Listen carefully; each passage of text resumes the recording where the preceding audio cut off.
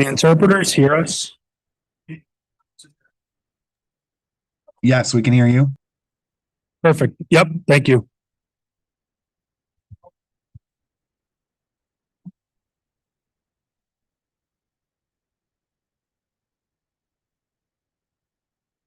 Okay.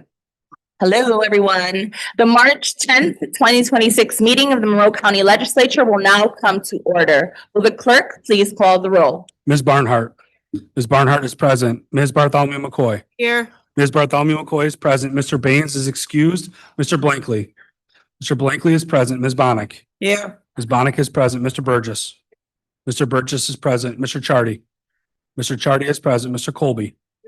Mr. Colby is present. Mr. Cruz. Presente. Mr. Cruz is present. Ms. Delvecchio Hoffman. Ms. Delvecchio Hoffman is present. Mr. Dondorfer. Mr. Dondorfer is present. Mr. Frazier. Here. Mr. Frazier is present. Ms. Hasman. Ms. Hasman is present. Ms. Hugh Smith. Here. Ms. Hugh Smith is present. Dr. Jeffrey is excused. Mr. Johns. Mr. Johns is present. Mr. Keller. Mr. Keller is present. Mr. Long. Mr. Long is present. Mr. Mafucci. Mr. Mafucci is present. Mr. McCabe. Mr. McCabe is present. Ms. McIntyre. Ms. McIntyre is present. Mr. Milne. Mr. Milne is present. Mr. Morris. Mr. Morris is present. President Roman. Here. President Roman is present. Mr. Sinclair. Mr. Sinclair is present. Mr. Smith. Or Ms. Smith, excuse me. Mr. Stefferson. Mr. Stefferson is present. Ms. Vasquez Simmons. Ms. Vasquez Simmons is present. Mr. Udelson. Mr. Udelson is present.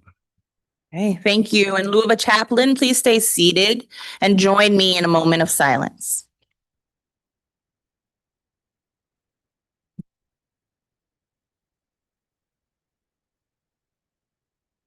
Thank you. Please stand as Legislator Hasman will now lead us in the Pledge of Allegiance.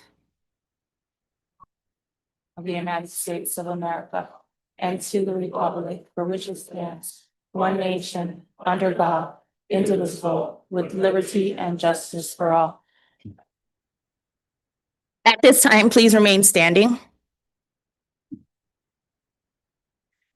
Without objection, we will take agenda item number 37 out of regular agenda order. Agenda item number 37 is moved by Legislator Udelson and seconded by Legislator McCabe, expressing regret of the Monroe County Legislature on the recent passing of Richard Vick, former Monroe County Legislator. Expressing regret of the Monroe County Legislature on the recent passing of former Monroe County Legislator Richard Dick Yolovich. Be it resolved that the Monroe County Legislature hereby expresses its deepest sympathy at the recent passing of former Monroe County Legislator Richard Dick Yolovich. And whereas County Legislator Dick Yolovich passed away peacefully on February 28, 2026 at the age of 85. And whereas Dick Yolovich was born on December 15th, 1940 in Rochester, New York. And whereas a lifelong resident of Monroe County following his time in the United States Air Force from 1959 to 1963, Dick remained committed to veteran and civic organizations throughout his whole life, including being on the Vietnam Veterans Memorial Board and a member of American Legion Post number 0788, VFW Post number 6105, and Vietnam Veterans of America, Rochester Chapter 20. After his service, he warmly became known as Dickie Donuts, as the owner of multiple Village Donuts locations, becoming ingrained in the community. And whereas Dick carried that same commitment to service into public life, serving as a Parma Town Councilman from 2000 to 2006, before being elected to the Monroe County Legislature, where he represented District 1 from 2006 to 2015. During his tenure, he rose to serve as chairman of the Ways and Means Committee, where he was known as a diligent steward of taxpayer dollars and a strong advocate for the residents he represented. And whereas Dick Yolovich was predeceased by his parents Pando and Vela, his stepmother Wilma, and his brothers Stephen and Wayne, he is survived by his devoted wife of 58 years, Susan, beloved daughters Tracy and Vicky, cherished grandchildren Garrett, Bryn, Madison, and Lawson, siblings Jeff, Jim, Casey, Donna, Carol, and Joanne, and many nieces, nephews, friends, and loved ones who will carry forward his memory, Now, therefore, be it. He will be missed by all who knew and admired him. Be it further resolved that the clerk of the legislature is hereby requested to forward a copy of this resolution to the bereaved family. This resolution was adopted unanimously with each legislator rising in his or her place for a moment of silence.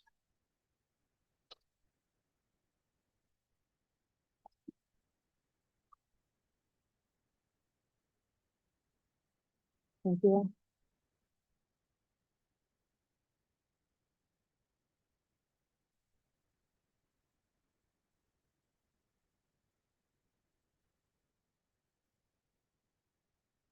Your copies of day 2, February 10th, 2026 are available through one meeting. Without exception, this journal will stand approved as submitted. I'd like to make one announcement at this time and thank Hannah Rossick for her time and tenure with us in the Democratic Caucus. This is her last meeting. So thank you for all that you've done.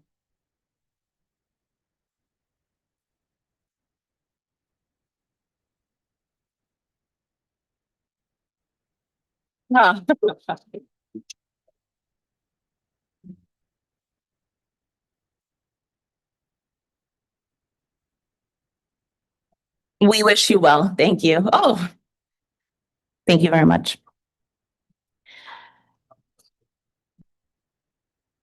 Legislators, the referrals submitted to the legislature for the next committee cycle are available on one meeting as well as online. There are several proclamations scheduled this evening. Mr. Clerk. Would members of Veterans for Peace, Chapter 23, please come forward? Also, President Yervisha Roman and legislators Susan Hughes Smith, and Marvin Stefferson.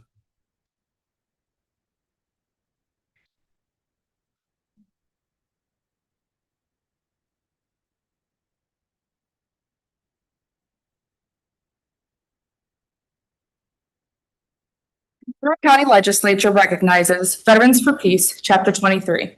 Whereas it is the sense of this legislature to honor and celebrate the people and organizations which make Monroe County a better place to live.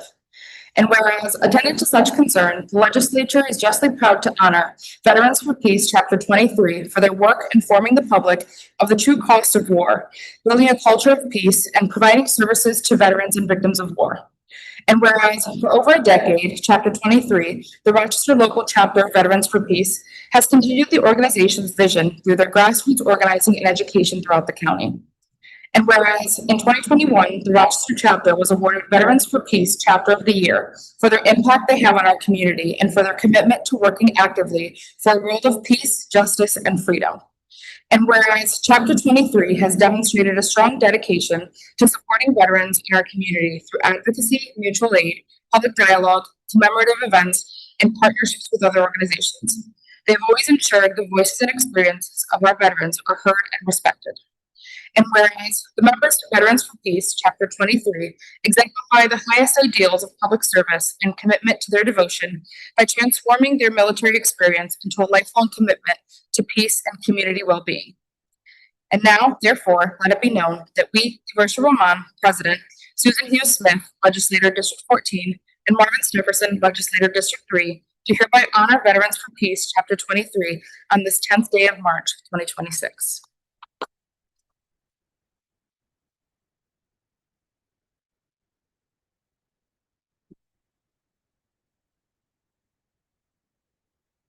Mr. President, honorable legislators, especially my good friend Susan Hughes Smith.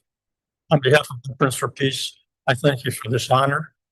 It is most fortuitous at this time that we who advocate for peace in our world, in our country, and advocate for knowing the true cost of war are here today as our nation is engaged in an unjustified and illegal war that is costing us $1 billion a day, money that could go for school, for SNAP programs, for hospitals, healthcare, infrastructure.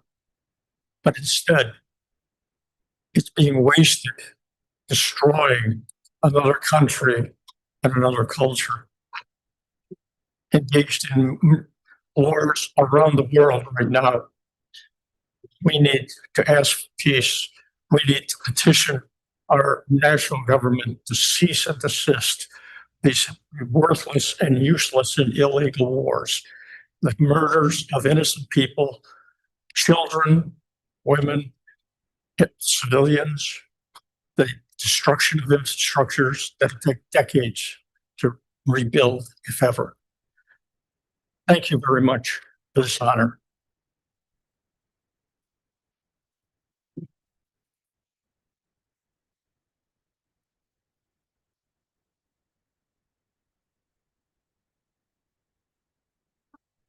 Work for peace, everybody. Work for peace.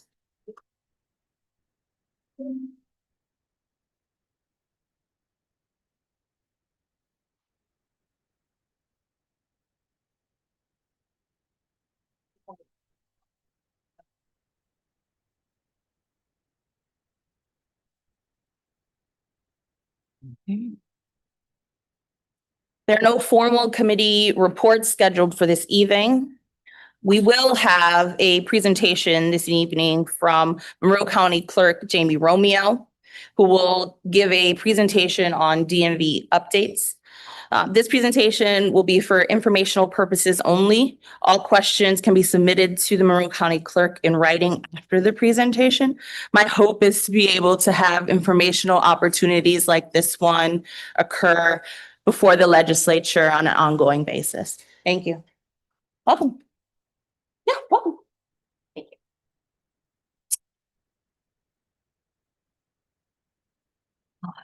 you. Good evening, everybody. Thank you. Talk a little bit back here. Thank you, President Vermont, for this opportunity to briefly address the legislature. I will say, I think it was more kismic timing. I actually have a non-DMV related business I wanted to brief the legislature on, but in addition, obviously some DMV updates, as that's been a frequent topic of discussion in our community. But so we are hoping to do a lot more of these type of updates in this setting, not only to keep this honorable body updated with the functions of our office and some new initiatives, but also the ongoings of current events and different things.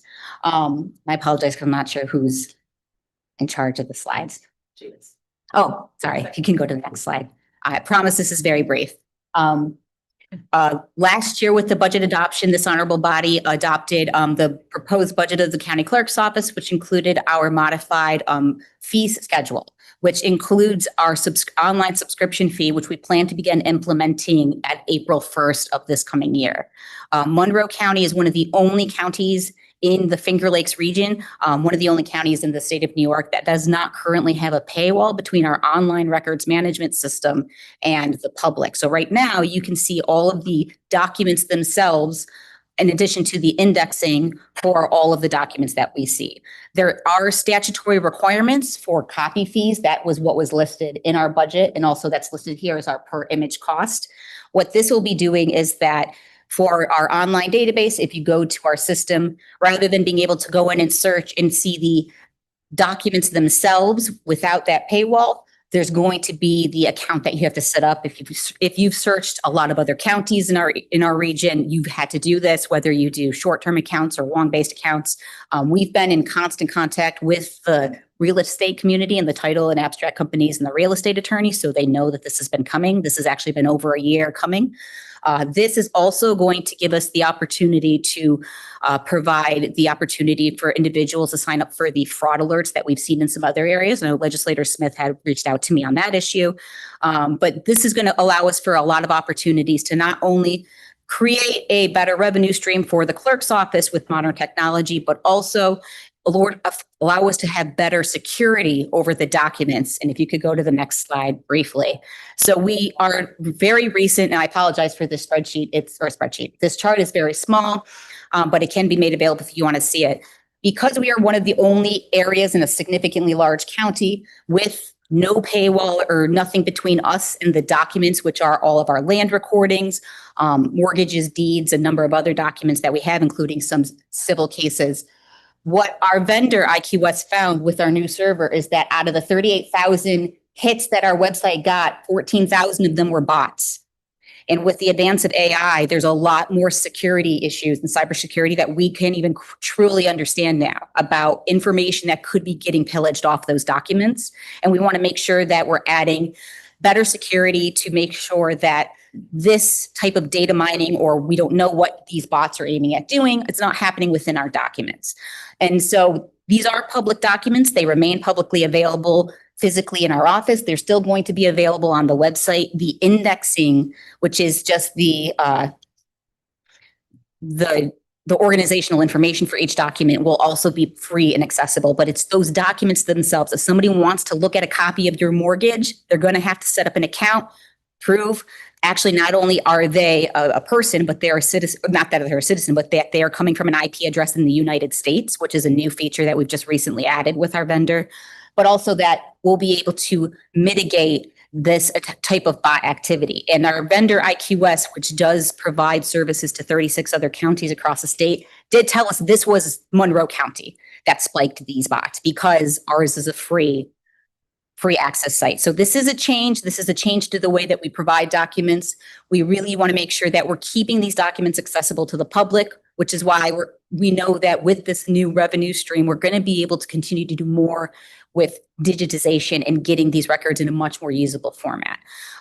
However, in order to protect the security of all of the information in these documents, we want to make sure that whether it's a land record or court record, we have at least that paywall, which will stop this type of bot activity, but also it will allow us to be able to have greater control over knowing at least the IP addresses and things about what is going on with the information in those websites. But again, the full unredacted files of your mortgage, your deed, some civil cases, criminal cases, doing business as, a lot of different documents that the clerk's office has remain publicly available. It's just that for the convenience of seeing them online, we are going to have this new subscription fee, which we were grateful to have the legislature to approve when they approved the county budget last year. But as to the hot topic that we always talk about, which seems to be DMV, and I'll be very brief on this for the next slide. I know that there was a lot of conversations extremely recently about projected wait time, so we wanted to share some real-time data with you all. First, we wanted to make sure that everybody here was aware that after that 5-day shutdown that the entire state of New York went through, New York State DMV implemented a brand new operating system, which for staff of any DMV, how we process the work has completely changed. It went from basically Windows to Mac. So now a transaction that could have taken 5 minutes is now taking some of our clerks 20 minutes. And that's just the nature of this system and some of the learning curves that we're going to have. And that's a statewide issue, including for the other 50 counties that provide DMV services on behalf of the state. So that's an issue that we're still going on. So that has definitely contributed to some longer wait times. But the wait times are not 8 hours. So we have been able to work in the past immediate few days of continuing to update our system to make sure our configurations are correct. What this slide is showing us is that for the entire month of February, for anyone that walked into our DMV, because now in order to properly track you, we are asking you to check in on that iPad, nobody's wait time was over an hour. So we are seeing the perceived wait times of what the system thinks you're doing. We were able to actually see a lot better results today. Nobody was getting those 7 hour projections, but also the actual wait time people have from the data that we have within this system are showing us that outside of a handful of outliers, the majority of people are getting through all of our locations in very efficient time. This system has been very helpful for us to be able to get much more of this data because we are asking people to interact with that iPad first when they walk into a DMV. They're not waiting in a line and then waiting to talk to somebody. So this is allowing us to make better decisions, but we did want to make sure that we're putting the word out in the community that you aren't going to have to wait 5 to 6 hours. The system was giving erroneous projected wait times. We're continuing to work on that, but that our team has been doing amazing work, and that even though we are seeing increased in transaction times and increases in some wait times, the worst could be on those busy Mondays, a 1 to 1.5, 2 hour wait. You're not seeing the 6, 7, 8 hour waits. And then just one other thing, because I know I wouldn't be here if I didn't say something about Real ID for the last slide that I have. Oh no, I'm sorry. Can you skip this slide as well? Because this was just month. This is the slide that we really wanted to show you all just about appointment access. A lot of people are still, the moment we went live with another new system, I can't make a Real ID appointment. They're so slow. I have to wait several weeks. We're still seeing that run on Real ID appointments. It is something that we do request everybody has an appointment for. So they're being able to come in prepared. But this chart shows us that in the month of February, we had taken in and processed close to 2,400 Real ID appointments of all of the appointments that we offer. So that is one of those things of where, while the new system does provide a lot of other access of different ways and points for people to come into our office to access the DMV, the appointment system is still going where it needs to. It's just, again, 45 days is getting booked up very quickly, and we're still balancing the very heavy walk-ins that we have with the need for Real ID. And so that's kind of the small snapshot. I actually came and requested this time from the president to actually talk more on our paywall implementation for April 1st. So it wasn't just going to be about DMV, but I did want to share all of this as well, because I know it had been coming up. We are hearing, because of the new state DMV system that's now called drives, there are some people that are having some issues with either conditional licenses or save verifications. If any of you have constituent issues, and I know there's some that I think we're still working on some constituent issues with, please don't hesitate to reach out to us. We will do our best to try to get back to you in a timely fashion. And please ask us more questions. We really hope to be able to help correct the information out there, particularly about this perception that I'm never going to get served if I go into a Monroe County DMV. We have no plan to implement any residential requirements like we're seeing in some of our neighboring counties. We are trying to not restrict access to appointments. We're trying to do our best, knowing that there is still a lot of need in our community and across the Finger Lakes region for these services. But thank you for your time. Thank you, President Rahman, and thank you all for the work that you do. Thank you. Thank you. Thank you for coming in, and thank you for making yourself available. Point of order, And- Madam President. Yes. I would like to make a motion to allow the legislature to ask questions of the clerk at this time. The clerk is here before us right now and has offered this briefing, and I believe it would be appropriate at this time for us to be allowed to ask questions. We have members of the public here present. We're streaming this online for those watching online to see. And I think it would be important to have public dialogue on this topic at this time. Okay. Okay. With that, all in favor, and I would like to say that I set those parameters, so I'm sure the clerk would, if that is what happens and occurs, sure the clerk would be open to asking questions and answering questions. So with that being said, all in favor? Any opposed? Okay. Item carries. Okay, we'll do a roll call vote. On the motion to ask questions of the clerk. Roll Clerk. call vote. Mr. Udelson. Mr. Udelson votes yes. Mr. McCabe. Yeah. Mr. McCabe votes yes. Ms. Barnhart. Ms. Barnhart votes yes. Ms. Bartholomew McCoy. Yes. Ms. Bartholomew McCoy votes yes. Mr. Blankley. Mr. Blankley votes yes. Ms. Bonnick. Ms. Bonnick votes yes. Mr. Burgess. Mr. Burgess votes yes. Mr. Chardy. Mr. Chardy votes yes. Mr. Colby. Mr. Colby votes yes. Mr. Cruz. Yes. Mr. Cruz votes yes. Ms. Delvecchio Hoffman. Ms. Delvecchio Hoffman votes yes. Mr. Dondorfer. Mr. Dondorfer votes yes. Mr. Frazier. Mr. Frazier votes yes. Ms. Hasman. Ms. Hasman votes yes. Ms. Hugh Smith. Ms. Hugh Smith votes yes. Dr. Jeffrey is excused. Mr. Johns. Mr. Johns votes yes. Mr. Keller. Mr. Keller votes yes. Mr. Long. Mr. Long votes yes. Mr. Mafucci. Mr. Mafucci votes yes. Ms. McIntyre. Ms. McIntyre votes yes. Mr. Milne. Mr. Milne votes yes. Mr. Morris. Mr. Morris votes yes. Mr. Sinclair. Yeah. Mr. Sinclair votes yes. Ms. Smith. Ms. Smith votes yes. Mr. Stefferson. Yes. Mr. Stefferson votes yes. Ms. Vasquez Simmons. Ms. Vasquez Simmons votes yes. President Roman. Yes. President That's the Roman. will of the legislature. 27-0 There you go. passes. All right, Mr. McCabe, question. Thank you. To the president, to the clerk. I have a couple of questions. The first one is, so with the wait times that you talked about in the one slide, and can we get a copy of that presentation? Absolutely. Both caucuses, thank you so much. So with the wait times that we're showing, those 6, 7, 8 hour timeframes, those shouldn't be showing anymore. It should show less than a 2 hour in the future for all appointments. Is that correct? Did I understand you correctly? Yeah, through the president, that's correct, because that is when we were monitoring them today, the adjustments we made from yesterday, we were able to see that we were not seeing those false projections being put out again. Okay, very good. And then my next question through the president to you is, for those residents that do need to obtain a real ID, renew their license or other documents, as of the other day online, you weren't able to get appointments. I checked myself. I know a lot of other people checked. Is that now back online that I can schedule an appointment or no? Because there was no ability to make appointments as of, I believe it was Friday when I checked that.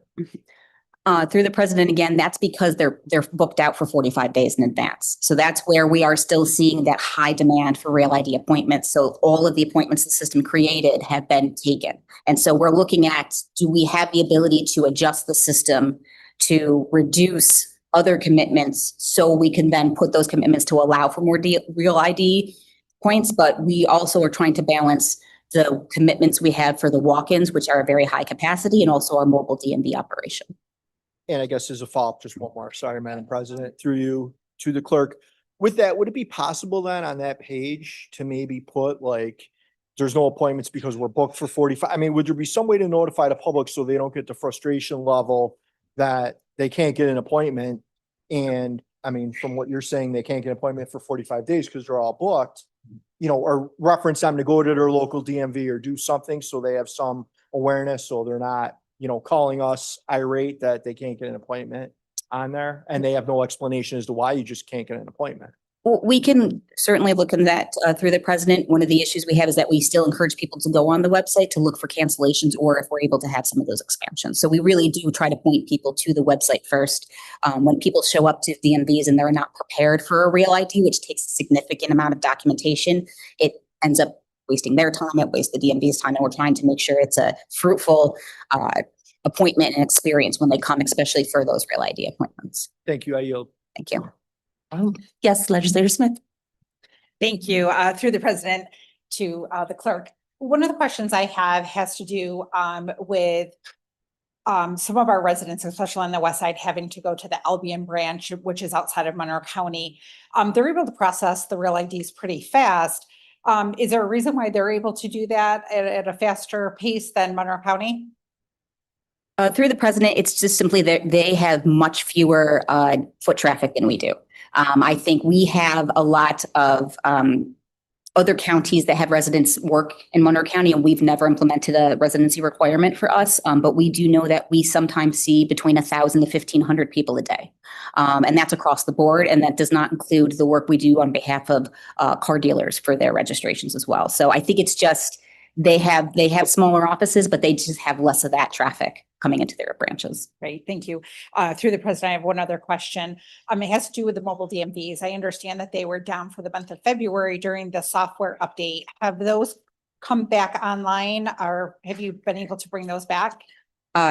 Through the president, we are crossing our fingers that when we go live tomorrow, everything works. Unfortunately, there was some lack of coordination with state DMV with counties across all 51 counties when they did roll out this new system, and the ability for counties that run satellite offices or mobile units was not put into a lot of consideration. So it took some time for us, and actually we're still making adjustments. So we will be, I should know which one of our mobile DMVs is out tomorrow. I believe we are, I don't want to say the wrong one. I believe we're going to be in Clarkson tomorrow. But we are planning to be out there. We're planning to resume our normal schedule. Again, it was because of that state system. The QLES system does not impact mobile DMVs. It was that state implementation system that we're still working out some kinks with New York DMV. Perfect. Thank you so much. Yeah. Thank No you. problem. Any other questions? Legislator Morris. Thank you, Madam President. To the clerk, through you, can you explain how the wait times are reporting false due to a system glitch, but yeah, customers are still seeing long wait times, several hours before they're called? Through the president, that was an error that was fixed in our configuration today, or actually it was fixed yesterday. So we did not see those multiple hours notifications, but to the easiest way, I guess I'll explain it, was that we needed to make sure that the system was Because it is a much smarter system, I'll phrase it, we needed to make sure that it understood the number of staff working as opposed to the number of people waiting. And it was underestimating, it was not counting full staff. So it was assuming that less staff were working longer. So it was going to take longer for those people to get served. So it was a configuration issue that we believe we've addressed. Thank you. And a follow-up question through Madam President to the clerk. Regarding the mobile DMVs, do they operate on the same scheduling, or are they walk in first come, first serve, or is it still part of the scheduling system?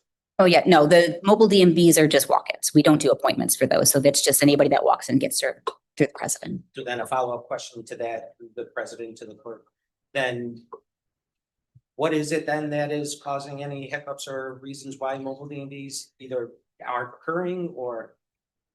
Through the president, it's confusing. It's the actual operating system that DMV uploaded. Their new system-wide update that they did it's called the Drive system, but it's how we perform DMV transactions. That was not compatible with the satellite offices and the mobile DMVs across actually all 51 county run DMVs.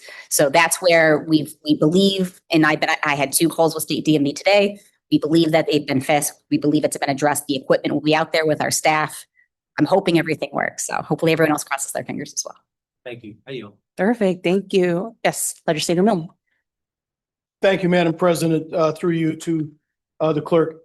Just to make sure I understand, so will the system that is in place now, even in the future when any glitches get worked out, et cetera, will it always only allow appointments to be made up to 45 days and not longer? Or will you be able to make appointments 60 days out if there's no appointments available? Through the president, that's a discretion policy of the clerk's office. We've been using a standard 45 days as a best practice, but it's something that we balance about if we need to make adjustments and how far out should we make those commitments? Should we need to balance our needs in the future? So it's an ongoing conversation that we continue to have. Thank you. And one other follow-up question, again, through the president to yourself. If we are seeing a backlog right now and there are some long waits, we're getting through that, does it make sense, or is there any consideration to actually work longer hours or work overtime to get things caught up so there's a lesser wait time and more appointments are getting caught up and we're getting ahead of things? Through the president, every service depends on who's in front of you, especially when it comes to Real ID. So it's hard to do that. There's not necessarily a backlog. It's just that each service is scheduled to be about 20 minutes, but sometimes a Real ID appointment can take 45 minutes because you have to go through multiple verifications with the state or other issues or a conditional license. So there is no backlog at this time. We know that there's always a high need for DMV services. We know that we're on the second highest year for our license renewal cycle, which is an 8-year cycle. So we know that this year and next year, we're going to see the highest levels of demand for license renewals in our offices for Monroe County residents. We do have late hours every week. Each branch is open with late hours Monday through Thursday. We do also the last Saturday of the month, and we're also still staffing those mobile DMV branches. So again, it's a balancing act. It's always part of the conversation. Yeah, no problem. Any other questions? Legislator Burgess. All right, through the president to the clerk, question at the DMV sites, will you have someone there that will support people who maybe never used an iPad or have little or no experience using electronics like some of our seniors? Yeah, yes, through the president, we do. And we actually we have a great team with our Securitas team that are actually been able to help step in and be helpful as well. So we always offer that if we see people that are struggling, but it's also nice to see when we see residents helping each other out as well. Thank you. I yield. Thank you. Legislator Hasman. Thank you, Madam President. Just a comment. I was one of the people at the DMV recently who received a 7-hour wait time. I was with my daughter to get her learner's permit.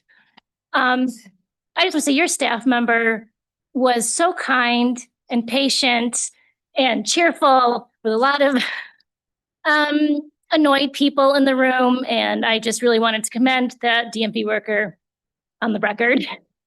I yield. Legislator Hasman, just because I'm aware, how long did you actually wait?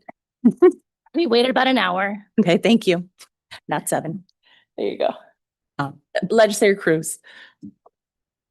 Thank you, Madam President. To you, Madam President, to you, Madam Clerk.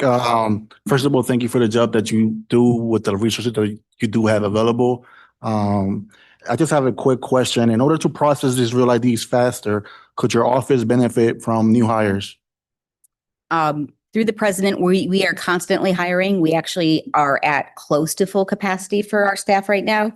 So that is something that if we feel that we need some more staff, I know we have come back to this honorable body in the past with some budget demands, but once we fill in the remaining vacancies, right now, unfortunately, training all of our current staff on the new system has definitely pushed us back because people who have worked there for a very long time feel like they're brand new employees because they're having to learn something brand new. So it is something that we always add part of the conversation and consideration, particularly when it comes up to the budget times. Thank you. Thank you. I yield. Thank you. Any other questions? Legislator Colby. Thank you, Madam President. The real IDs cannot be done at the mobile sites, is that correct? Through the president at this time, that's correct. We don't have the technology from the state to be able to do them on site at the mobiles.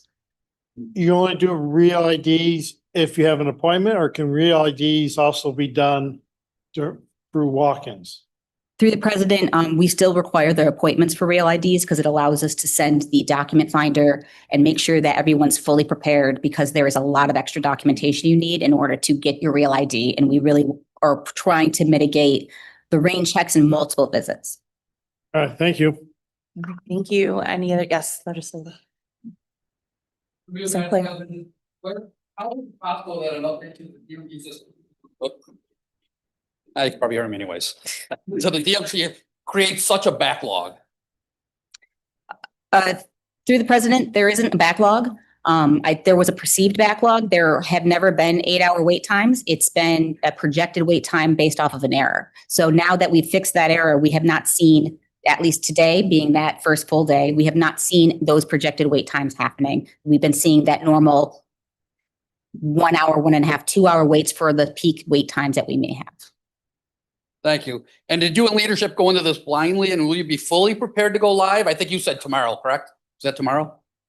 Through the president, if you're talking about the mobile, we are flying blind because it's a state-run system and have no control over that system. So that's the mobile system we're hoping works because it is the drives update that counties have no control over. And all 102 county-run DMVs have all actually been in the same boat with trying to work with DMV on the issues we continue to have. Okay. Thank you. Thank you. Any other process questions? Yes, legislator Vasquez-Simmons. Yeah, not necessarily a process question. Through you to the administration, will we still be accepting walk-ins? Through the chair or through the president, we've never not taken walk-ins. Thank you. Okay, any other questions? Yes, legislator Barnhart. Yeah, just a quick comment, as not about the DMV. I'm very interested in the paywall that's coming up as someone who has used public records and on that site for a really long time. I like the new site a lot, but I am very interested in how that's going to work. So I'd love some follow-up information about that. Absolutely. Thank you. All right, thank you. Okay, any other questions? Legislator McIntyre. Through the chair, just to be clear, the real IDs, you need an appointment, and there are no appointments available. And if you walk in, you cannot get a real ID. So how would a person who would like a real ID book one at this point? Through the president, they continue to get booked every day because our system continues to book them out. And so we know we have cancellations. We know that our system makes new appointments every single day that it's running. Again, we currently have it set up for the capacity that we have to be able to meet all of the obligations that we have. That doesn't mean that we're not looking at other alternatives, but we do need to make sure that we're balancing not only a new system, staff being very uncertain with what they're doing, but also making sure that we're not putting false expectations out into the community. And that's one of the reasons why we appreciated the opportunity to make that correction about the wait times and that there is not being that multi-hour wait time. Perfect. Okay, and through the chair to the clerk, did I understand correctly that a normal wait time is between 1 and 2 hours? At our peak longest times, yes. But as the one slide show for the entire month of February 2026, the average wait time across all 4 of our branches was less than an hour. Okay, and through the chair, exactly when are the peak times? Just so that we can tell our residents when they should and should not visit the DMV? Through the chair, I couldn't really necessarily tell you that. It depends on if it's a lunch hour that everyone seems to be there. But when we see the highest congestion in a branch, which really varies, and we're going to be able to utilize the system to get more data to better understand those behaviors, we can't necessarily forecast those times right now. Okay, so through the chair to the clerk, could we have some sort of, after this meeting and after a bit of research, could we have some sort of projection as to when those peak times are for each of the various branches so that we can tell our residents when and when not to go? Because for some residents, a 1 to 2 hour wait would deter them from getting documents, from getting their work done. Not everyone has 1 to 2 hours to just wait at the DMV. And if it is impossible to book appointments because the appointments are all booked up 45 days out, that becomes a real inconvenience for some residents. So if we could have some sort of projection about more or less when these peak times are to give to those residents that might not want to wait 1 to 2 hours, that would be very helpful. Could we have that, please? Through the president, that's certainly something we can provide, but just to clarify, we are not booked out of all of our appointments. It's just Real ID. If you needed to go on and make an appointment for a Class D test, a CDL permit test, or one of the other, I believe, 9 to 10 options you have, that appointment accessibility is still out there. It's just that one segment of appointment we continue to see getting runs on. And that is also one of the reasons why we're constantly in that conversation, because we know that there's many different needs, not necessarily just one within our DMVs. Okay, thank you very much. I yield. Perfect. Thank you. Any other questions? Legislator Udelson. Thank you. Through the president, on the issue of the real IDs and the wait, would giving priority to Monroe County residents be something the state would allow? And if so, something that you would consider? Through the president, the state looks down on that because it's a state, we are agents of the state of New York and we are providing state services.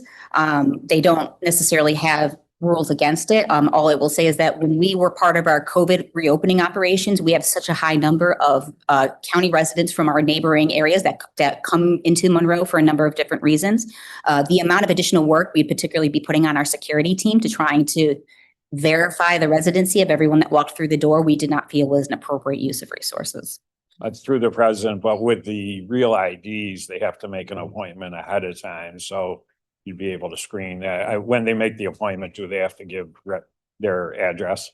Through the president, no, we don't. We only ask for contact information currently. Okay. And also through the president, I'm sure you don't have this at the, with you right now, but it would be interesting to know what percentage of the real ID appointments are taken up by non-residents, non-Monroe County residents. Through the president, I'm not sure if I'm going to be, I don't know if I can pull that exact figure out, but we'll do our best to see if we can. Thank you. No problem. Thank you. Any other questions? All right. Well, County Clerk Romeo, thank you so much for being here and providing extra time to answer questions. Greatly appreciate the work that's being done for our county. Well, thank you. And I will say, I appreciate Legislator Hasman, the comment. Staff across the board is very great, and we'll definitely share that feedback as well. Thank you. Thank you. All right. Thank you all for that. And thank you again to Clerk Romeo. We will now hold the public forum. Thank you to everyone who has signed up for the public forum. We ask that everyone maintain decorum during this time. We will not tolerate any disruptions during this meeting from the gallery. A second warning will be issued before a deputy will be asked to remove you from the gallery. We do have several people registered to address the legislature. Mr. Clerk. If you require assistance, a deputy is available to assist you in approaching the lectern. I will call 3 people forward at one time. Each speaker will have 2 minutes in which to address the legislature. Please do not bring up any signs or props. Do not single out any legislator, and please conclude when the buzzer sounds. Thank you for your cooperation. The first 3 speakers are Paul Frisella, Terrence Schnurr, and Christopher Upman.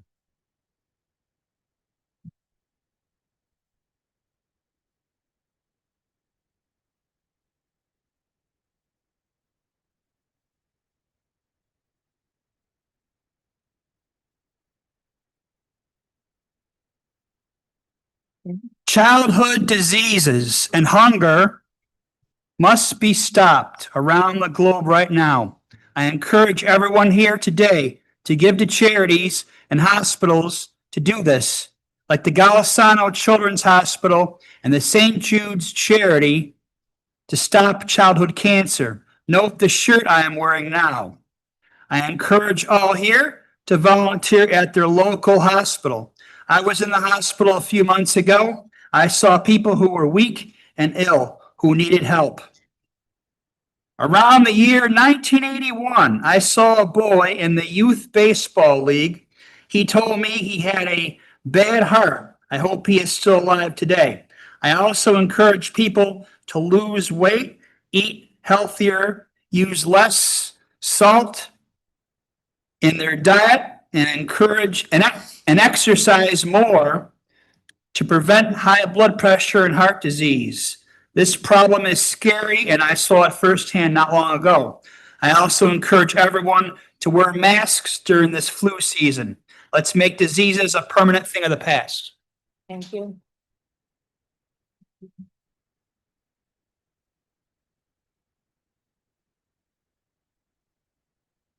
A little less than 2 weeks ago, the algorithm showed me a Facebook post from someone I don't know but recognized as a prominent Republican.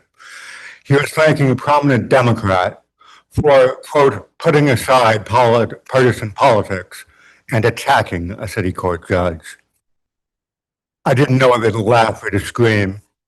For those of you who don't recognize that that is horse hockey, welcome to the real world, where the worst partisan politics often happens within parties.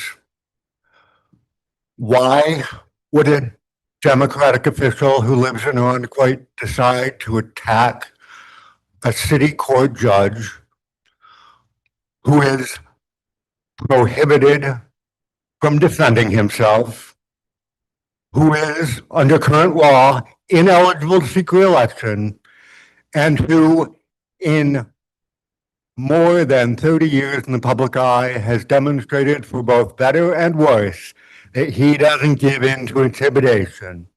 There's only one reason for that. He's playing a game that the Republican Party has played for 50 years and signaling to voters who are under the mistaken belief that societal problems that are most visible in cities and isolated rural areas are the fault of the residents of cities and the backwoods and the people they elect, and not the entirety of society and politicians at all levels who'd rather use those issues as wedges than work together to move the ball steadily forward.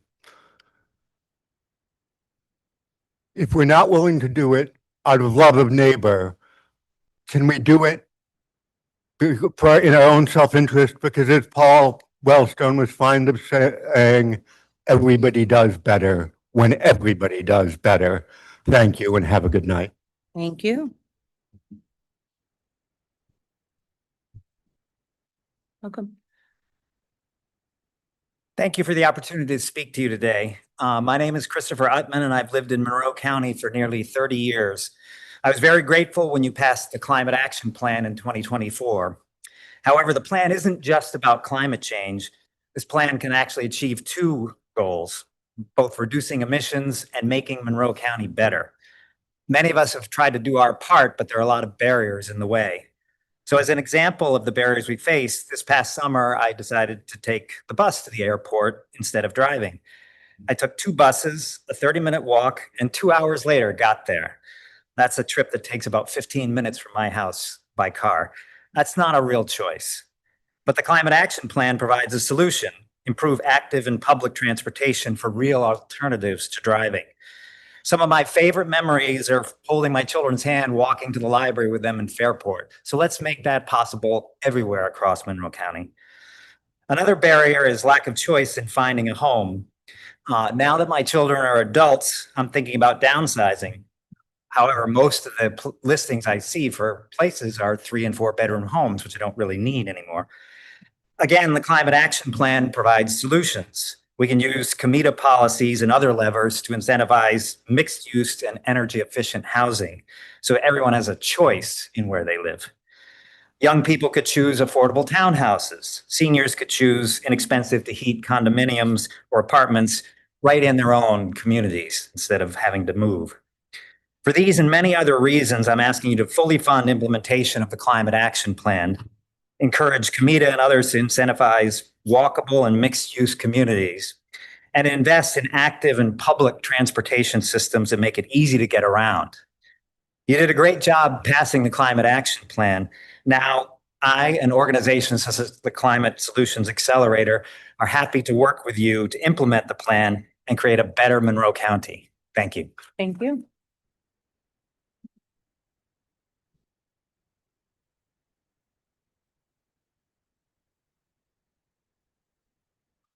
Our next three speakers are Kevin Yost, Ellen Henry, and Lorraine Kidd.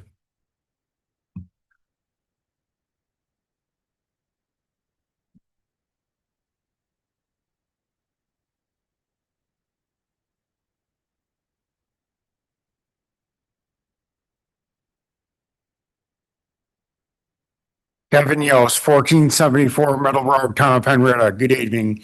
Good evening. The world is what it is, how it is right now, and it's not going to get any better anytime soon, or at least not in the foreseeable future, not even in the Gen Z's lifetime or several generations afterward. And we have to have the security of government and build entertainment venues. And we have to have and it is a reality. We have to live with it, the pain of having to be screened coming into this building and empty your pockets, take off your belt and take off watch and anything metal, wallet, and there does have to be coordinate off of the office in this door here.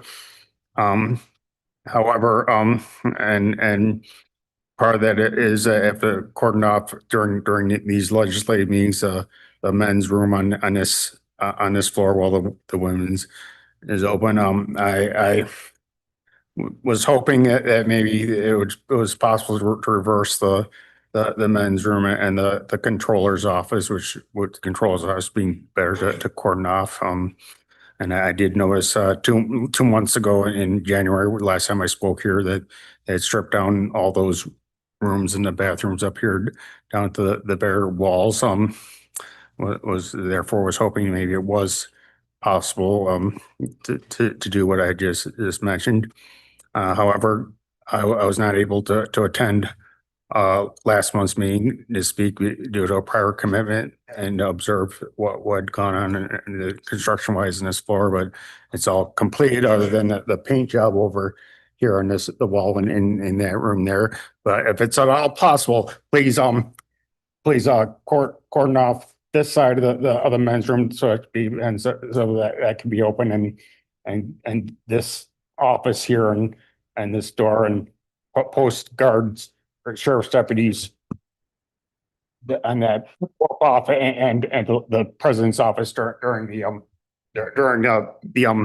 legislative meetings, if that's possible. Thank you. Thank you.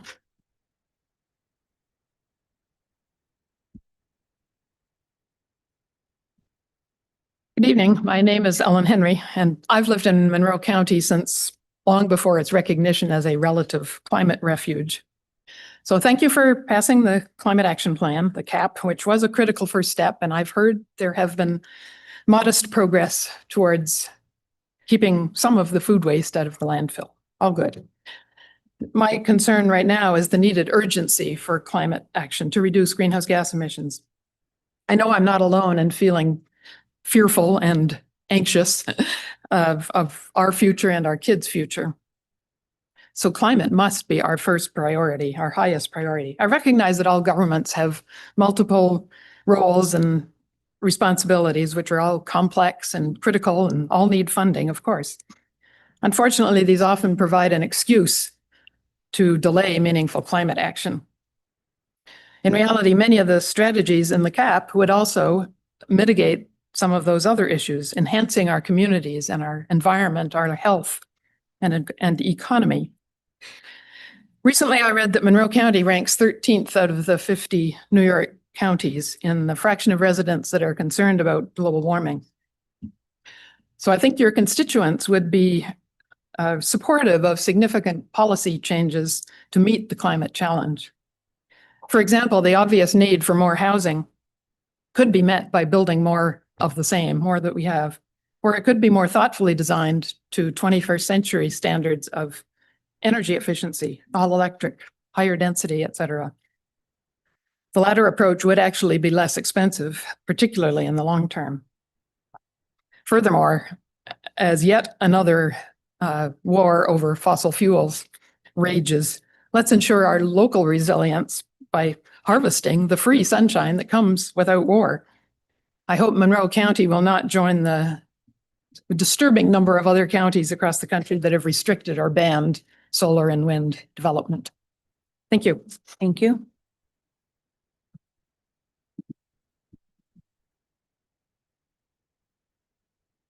Good evening. My name is Lorraine Kidd. I have several issues that I want to talk about real briefly, and I'm going to tie it in. I migrated from Jamaica at the age of 11, so I've been here 41 years in this country, this great country. I've been a resident of Monroe County for over 25 years. I'm a licensed social worker. I was a social worker for the asylum seeker program, and as an immigrant, a citizen of this country, I watched while I was working at that program. A lot of people came into the country pretending that they needed asylum, and they were abusing the system. I was able to use my translator app while they were speaking in another language and saw the corruption. Those corruptions have impacted my livelihood, so I'm in agreement with protecting the border, because you all would not go to sleep at night with your front doors or your back doors open. You wouldn't do that. You would close, you would make sure your housing are secured. So I'm in agreement, because when my family migrated here, in order for us to come to America, my mom had to come here to this country and make a way and prove that she was able to take care of us. So as far as the detention center, I'm in support with having a detention center in the federal building, because if you've committed a federal crime, you should have a place to house those people. Where are you going to take them? Back to Batavia? I mean, it's a far distance. And I've seen how these crimes and these people who have came into the country illegal have caused organized crimes. I'm a victim currently of organized crimes right here in this great city of Rochester. I'm a victim for over the last 10 years. Personally, I'm dealing with that situation right now, organized crimes with high top elite people of this city. It's just a matter of time before it's exposed. So I'm in agreement with protecting the border, and I'm in agreement with making sure that people who have earned their degree have a way to make a living. Because right now that has impacted me from making a living. I'm a licensed social worker with no income. Thank you. Thank you.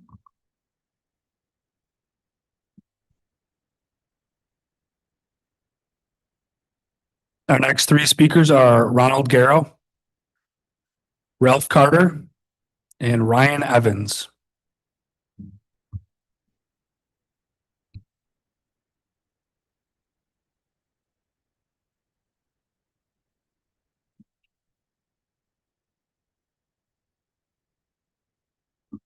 You're first, Ronald. Yeah, you're first.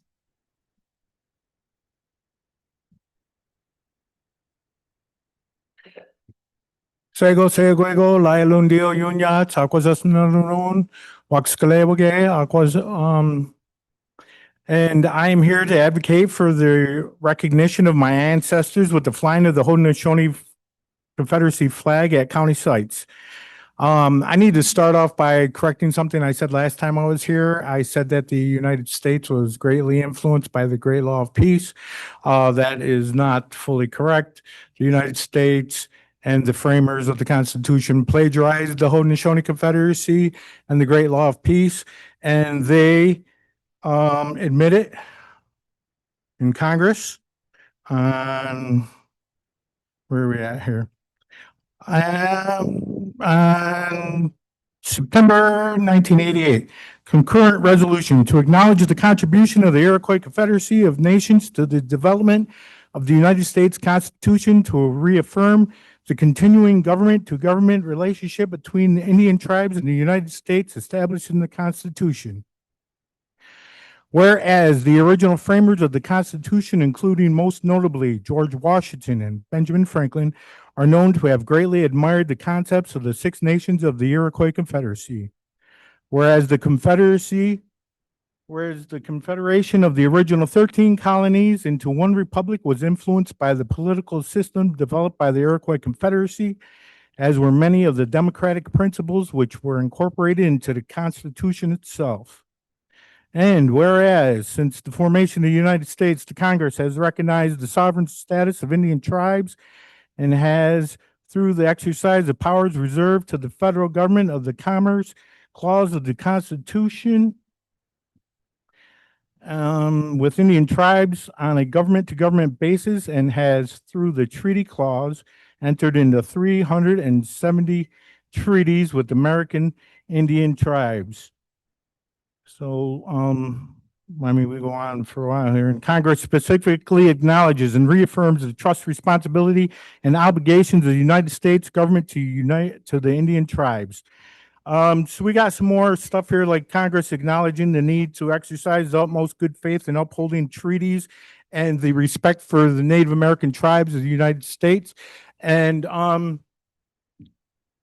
in congruency with this, you would think that I gotta ask you. Monroe County could fly the Haudenosaunee flag full-time outside of this building on Perfect. Main Street. Thank you. Thank you.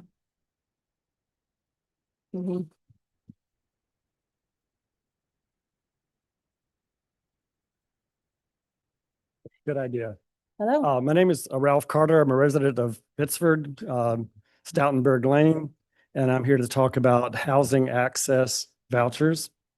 I'm asking the legislature to increase citizen access to housing in our county, and especially in the city of Rochester. Homelessness, according to 2024, rose to 1,100 people in the city, and that's double what it was 3 years prior. And at the rate that we're going, it's going to take even less than 3 years to double that. So obviously, we're failing the citizens in our county, especially in terms of housing. So with 70% of housing in the city, rentals with no possibilities of residents to move into their own homes. And I understand that you'll be discussing later foreclosing on some home-owned homes. Are we going to, is that going to become rental? I have no idea what's happening. If the minutes were available on a more timely basis, it'd be a lot easier for citizens to engage on some of these topics. So I would encourage those two things, just really serious consideration of what are we doing with foreclosing homes when we have such a high rental rate in the city. The government investment in housing is mostly to develop even more rental properties. And given that the median family income in the city is half that the rest of the county and the surrounding area, with the way we're doing housing, we're essentially gentrifying our city neighborhoods, since most low-income residents can't afford what is being built. So the value of housing, so the vouchers set in 1990, 35 years ago, is on the average like $440. It hadn't changed in 35 years. What are we doing? Our leadership needs to wake up, double the amount of the voucher per voucher. And because with the increase in poverty, you really need to increase the dollar amount. So seek the funds, make sure your budget reflects it, and go to the states, as they only put in 50 million of the 250 million in the bill that they are considering. So tell Hochul, that's the legislature, she needs to get on the ball. Thank you.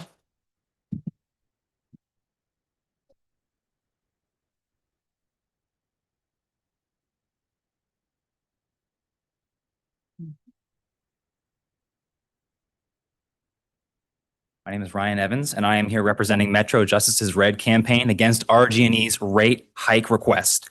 Last May, RG&E's previous 34% rate hike went fully into effect, and now, barely stopping for breath, they are asking for yet another 34% increase. These new hikes would raise average household utility bills by $623, and using AC numbers, place 50,000 more of their customers and your constituents into energy poverty.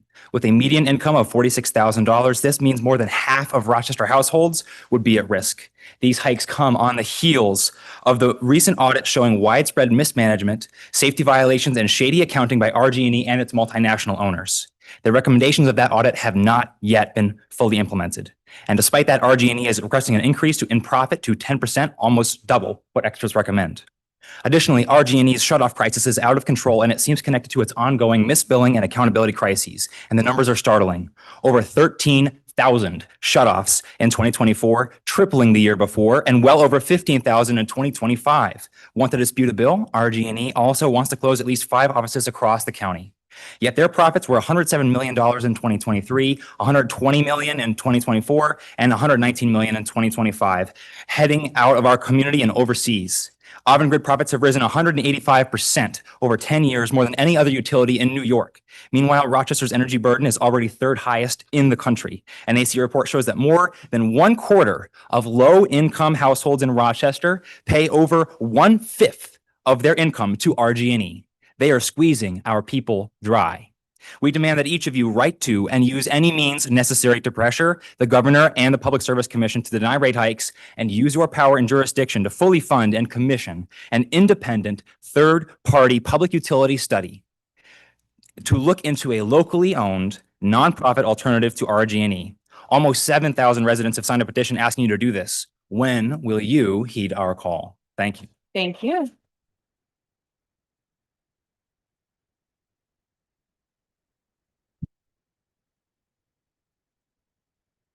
Our next 3 public forum speakers are Tia Paris, CJ Militello, and Natanya Ledoux.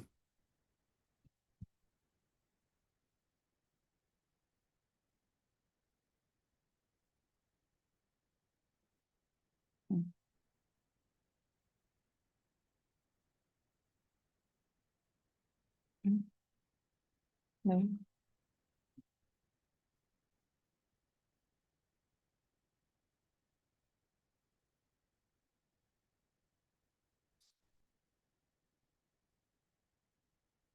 I'm up here in support of the housing vouchers with Citizen Action. It's heartbreaking every single day to wake up, drive to work, and see homeless people out on asking for money, like out on the side of the highway every single day. And I had a conversation with one gentleman over the summer last year, and I used to see him and his buddy out there all the time. And then he let me know his buddy died of a heat stroke out there. And I talked to this guy all the time or whatever. He was a very friendly guy. He had some troubles, but he just couldn't have access to housing. You know, it's so unaffordable now.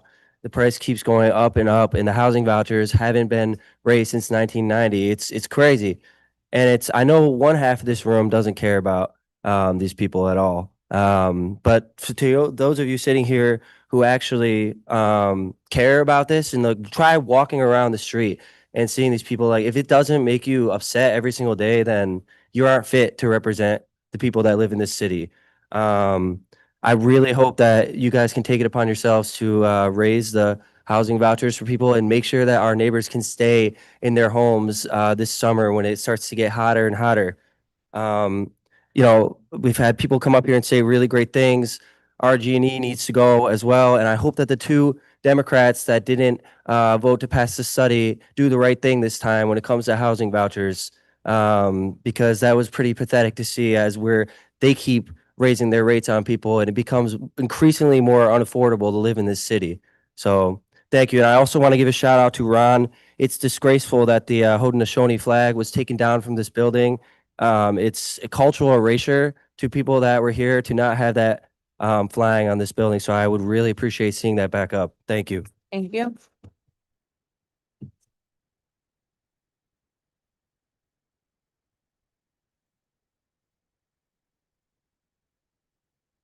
Hi, my name is Natanya Logue. I've been in Rochester for about 27 years.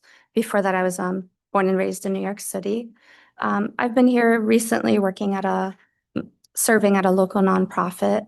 And I think what stuck out to the most there was that the housing crisis. I see tons of working families not able to afford housing, tons of moms that just can't afford it. There's 4 children and a mom living in a bedroom of their grandma's house, and they're working. She works at a daycare. Another mom who works at a nursing home. Another mom works at Wegmans. These are working families who still can't afford housing. So I really do ask that you see them. They're trying their best and they still can't afford basic needs. There's food everywhere, and I know there's still food deserts, but housing, they don't have a place for their children to go. And these are women that I've known for several years working through the nonprofit. And the same thing with domestic violence. I didn't believe some of them. I was like, no way, we have Willow. Call Willow, find out, they can help you. And I actually called Willow myself. And because they're so overrun and they're so overwhelmed, when a woman is in crisis with her children, they still tell them, can you go somewhere else? There's not housing even for women suffering through domestic violence. So I do ask that you consider housing as a broader term that is affecting people who are trying their very best and they still can't make it. So that is what my consideration is for you today. And thank you. Thank you.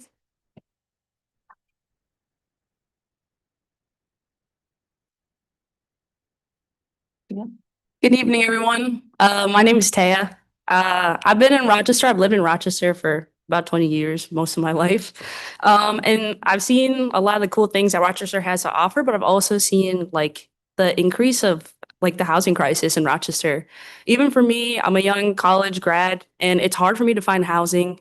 So I can just imagine how much worse it is for others in our community. I wanted to go back to the statistic that on a given day since 2024, over 1,100 people are homeless on any given night, which has, of course, increased since 2024. And of those people, around over 270 of them are children, and 130 of them are family, over 133 are family members. So it just shows that homelessness is increasing and it's affecting everybody in our community from every age. At the same time, the housing issue is a major challenge for working families. Rising rent, increased eviction filings, and limited housing supplies are making it harder for people to find stable housing. This is why expanding affordable housing development is a huge priority. This issue isn't just about housing supply, it's also about housing justice. We need to expand pathways to home ownership, addressing longstanding racial disparities in the housing market. Studies show that mortgage lending shows that Black applicants are significantly more highly to be denied for mortgages. Loan denial rates are also higher for people of color. So we really need to just fix these issues. These are longstanding issues coming from redlining, which have really shaped the housing opportunity in Rochester. Addressing these issues mean increasing affordable housing, supporting first-time homeowners, ensuring fair access to mortgage lending, and more families can build stability and generational wealth in general. The housing voucher rate was made in the 1990s. It's around $440. And let's try to increase it. Thanks. Thank you.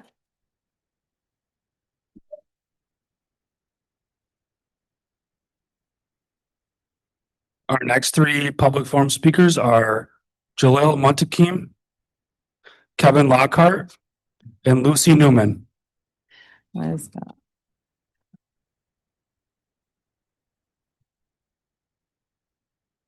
Oh.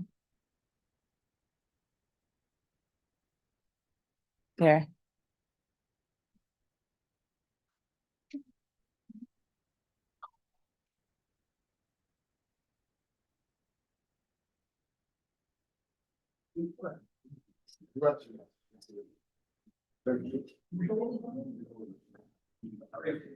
Good. Come on up. Oh, no, we need to go by order here, please. Thank you. Yeah. Are you? In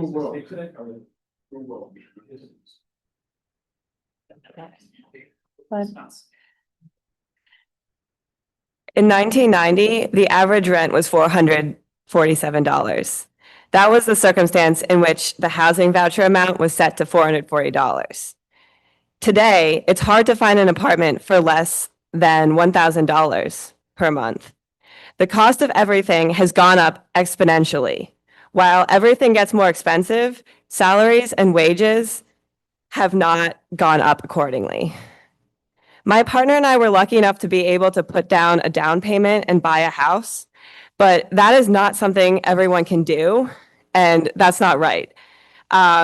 We have friends and neighbors who are struggling to make rent and who are struggling with debt because the system is so cruel and unforgiving that it forces people to choose between rent, food, utilities, and other basic necessities. I'm asking you to change this. The ability to have stable housing should not be a privilege. Someone who works full-time should not have to live in fear of eviction because they can't make rent. Someone who has been laid off and replaced with automation or AI should also not have to live in fear of eviction. We are the wealthiest country in the world, and the city of Rochester has enough housing to take care of its people. Instead, people who are doing the best they can have to live in fear of homelessness. Criminalizing poverty and homelessness is more expensive than addressing the problem with preventative measures before it begins. Yet here we are. It makes no sense. Please increase the housing voucher amounts to at least $990. Using the same rates as in 1990 in 2026 is simply unacceptable. One more note before I finish. Please put back the Haudenosaunee flag. They are not a foreign nation. They were here before us, and it is shameful to attempt to erase their memory and existence. Putting back the flag is the bare minimum of what we need to do immediately. And we also need to recognize all the treaties that we have broken with the Haudenosaunee and other indigenous nations. Thank you. Thank you.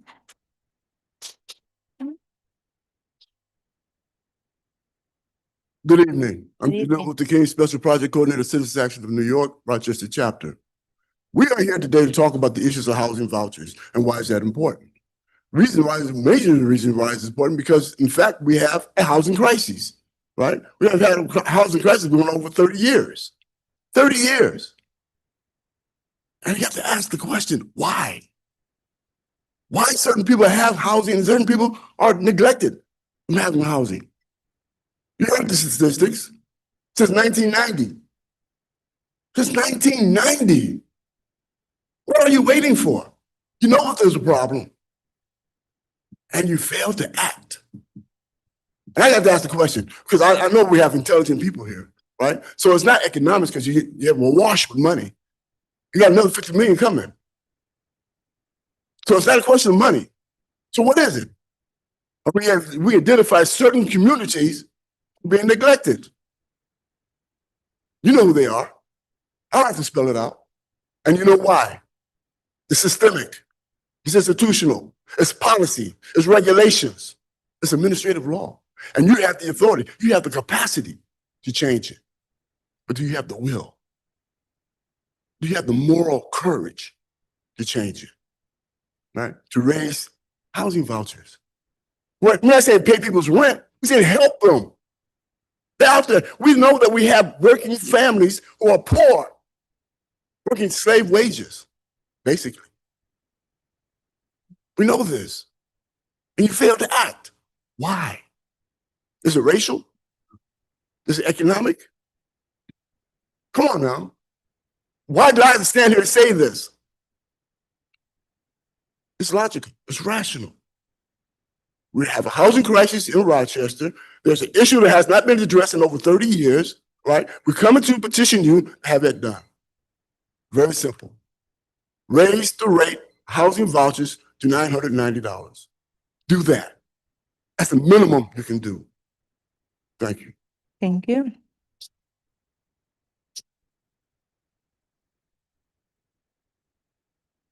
Where Where are our legislators? You would have to ask them.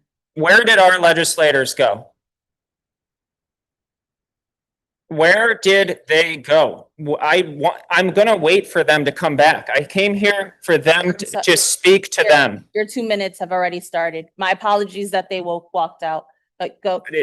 Hold on, let's wait for them because this is not Your a 2 disrupt. minutes. I'm sorry, sir. They're disrupt. You can The turn same off way- my mic all you want, but I'm gonna wait for them to come back The because same way. I'm trying to be polite. The same way any other legislator can get up during public forum, they have the ability to do so too. I came here to, you understand what I'm saying. I understand. And what you're saying. I'm trying to be very polite, even though my tone is a little obtruse. I'm sorry. Your 2 minutes are going. We're gonna wait for them to take their seat because I came here to speak to them. Kevin, your 2 minutes are going. They are going. What- Thank you, David. You guys were very rude for leaving. I hope it was important. Go ahead. Gosh. Are you ready? Go ahead. Your time has started a long time ago. Go ahead, Kevin. Hey, I'm gonna do this speech whether I have time or not. I wrote a 2-minute speech. This is what's gonna be happening. The Listen. holdup is not on my end. That is not on my end either. What is wrong with you guys? You had to leave for something important so that you're not gonna listen to my speech? My 2 minutes, I only have 2 minutes and you can't sit there and hear what I'm saying. You're gonna waste my time and everyone else's time.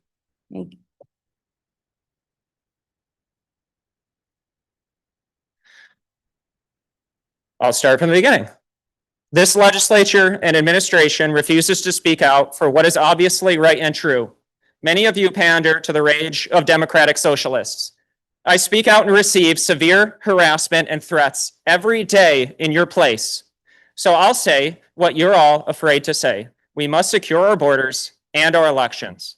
Our elections are decided by very thin margins. What is preventing foreign nationals from immigrating here illegally and voting in our elections? All that is required to register to vote is a utility bill, an address, and a state ID from the DMV, all of which are issued to illegals. On February 27th, the county executive issued a statement opposing the detention center at the federal building. That post received approximately 5,300 likes. I'm almost done. 2 days ago, I posted my support for secure borders. It's a wrap and up, received Kevin. nearly It is time to 15,000 wrap up, likes. Kevin. Material. This is your last warning, I Kevin. am wrapping up and I'm being polite. My post received 15,000 likes. Adam Bell. Please turn off his mic. Likes. That is material evidence. Thank you. Thank you. Kevin, thank you. Kevin, please. That this county faces is not voter Yes. suppression.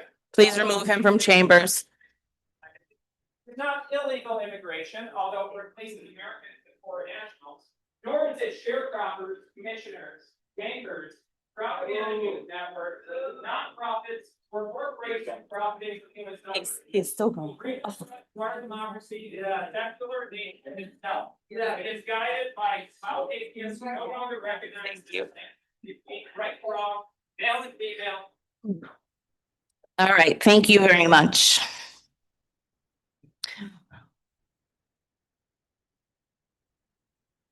Our next three public forum speakers are Ania Duke-Sneed, Christopher Guzman, and Gwendolyn Howell.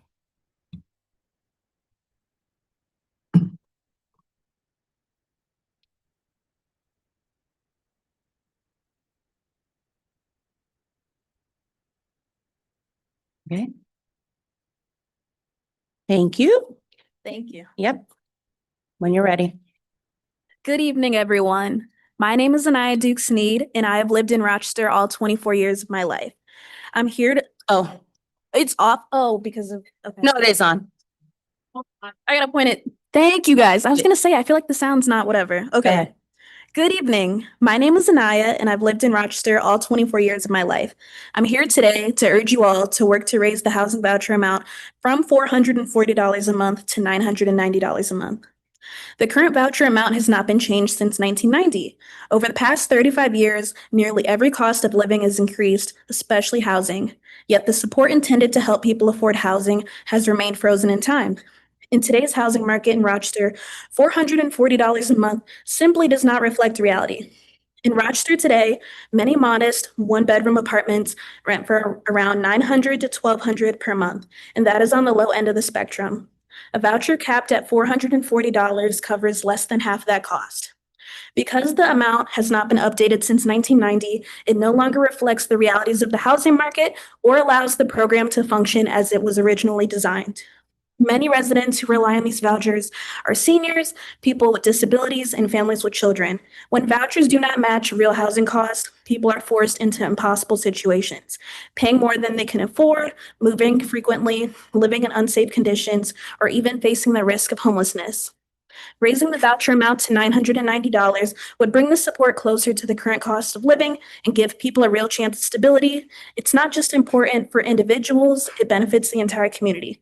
When people have a safe place to live, children are more likely to succeed in school, families experience better health, and communities become safer and stronger. This change is about recognizing that a program created to help residents maintain housing should actually reflect the housing market they live in today. Updating this policy now is not just reasonable, it's necessary. Here are some practical steps Monroe County can take to make housing vouchers actually match today's rental market in Rochester. The county can work with the Housing Authority to raise the voucher payment standards to the highest level already allowed under federal rules. We can create local rent supplements to most vulnerable households, as well as advocate for the increased implementation of programs like the Housing Access Voucher. These are realistic policy changes that don't require reinventing the wheel. They simply ensure that housing assistance reflects the cost of housing today. Thank you for your time and consideration. Thank you.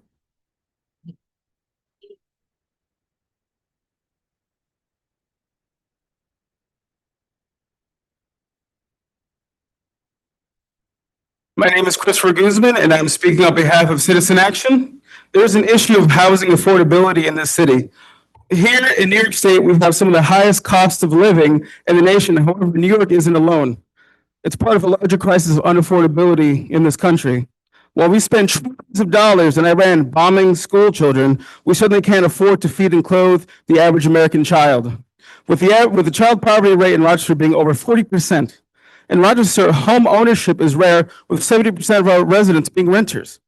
Renters that are being squeezed out of a decent standard of living. With the average price of a one-bedroom apartment being $1,200 and a minimum wage being $16 an hour, how can anyone be able to afford to live in this city? In 2024, the homeless population was 1,100, double what it was a few years ago. 1,100 members of a community without access to decent shelter, food, or water. If nothing is done soon, that number will rise drastically, and even more children will be out on our streets without access to a decent living. There is a solution: housing vouchers. Housing vouchers are a workable answer to the crisis happening in Monroe County. Currently, housing vouchers take approximately 3 to 4 years to obtain. Let's shorten that. Currently, housing vouchers are set at $440, a dollar value set in 1990, a time where the honey buns were 25 cents, a Ford Explorer with a wood trim was $17,000, and a two-bedroom home was $44,000. We need to double that to $990 to meet our standards of living today. We need to make housing accessible for residents of Rochester, New York. We owe that to them. Thank you. Thank you.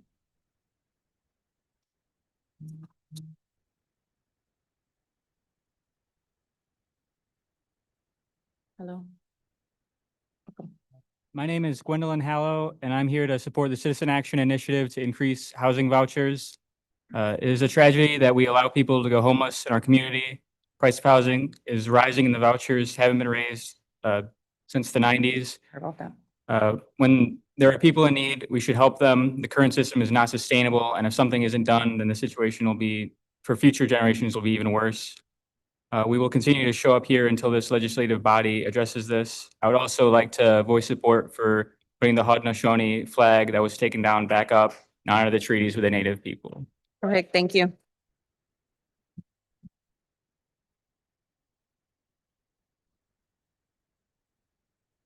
Our next public forum speaker is Abdul Bounds.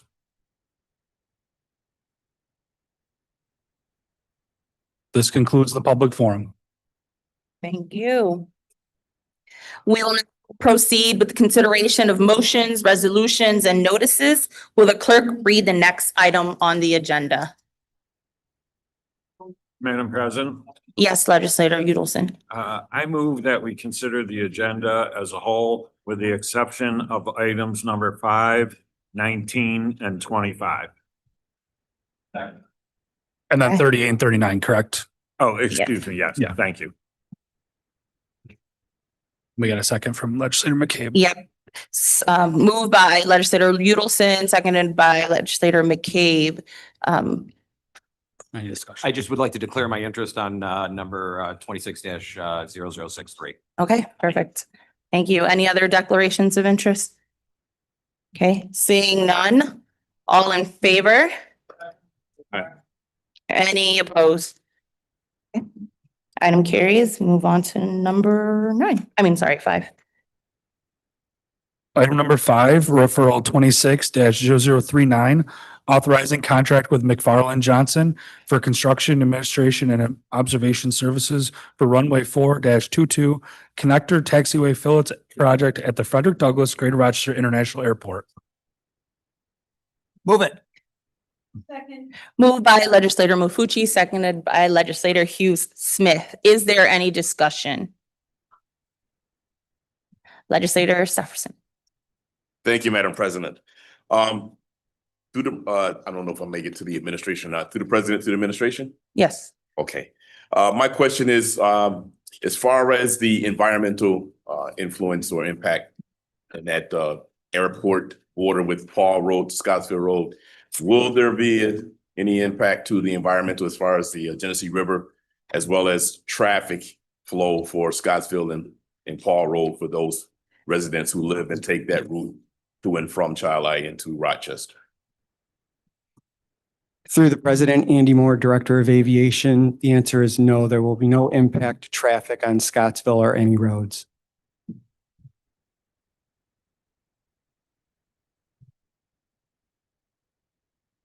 All right, I don't believe I've heard as far as the environmental impact as far as Genesee River along Paul Road as well.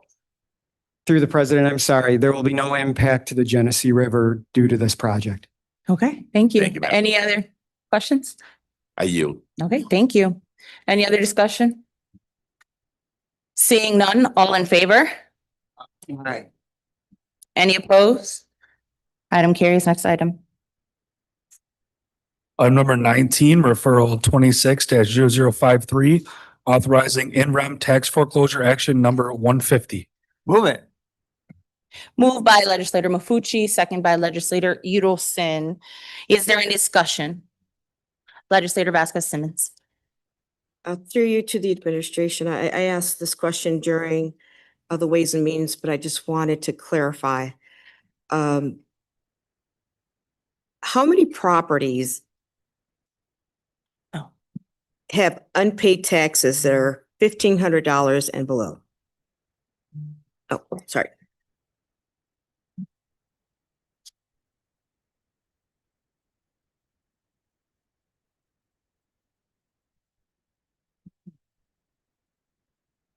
Through you, Madam President, I don't have with me a number for under 1,500. I have under 3,000. I have under 2,000.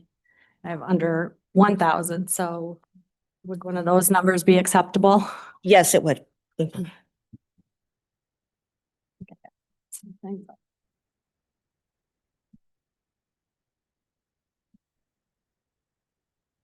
All right, so the number of properties with property taxes that are unpaid under $1,000 are 252. Under 2,843, under 3,000, 1,288.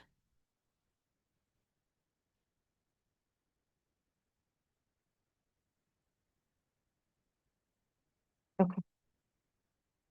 Thank you. Although I asked for this property list, the list of unpaid taxes last week, I did have an opportunity to review it this afternoon when I received it. I was shocked to see how many properties are in the city of Rochester. I got in my car and drove through the 19th Ward and the northeast section of the city, and I found many elderly people resided in these properties. I also saw children in many of these homes. I think we need to do much more to reach some of these property owners. And I think that perhaps a site visit is something that I'd like to suggest. I'm gonna explain my vote, but I'm going to urge my peers to vote against this. I think voting for this is only going to add to the housing crisis, and it's going to increase the number of unhoused that we have in the city of Rochester and county of Monroe. So I will be voting against this. Thank you. Thank you. Any other discussion? Legislator Chardy. Yes.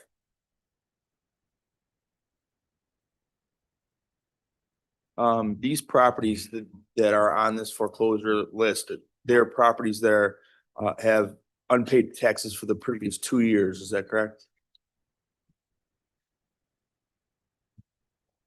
Through the president, yes, that's correct.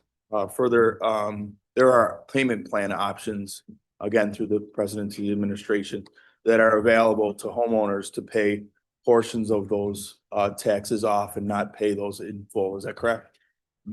Through the president, yes, that's correct. How would, again, through the president, through the administration, how would someone who needs to enter those payment plans begin the process?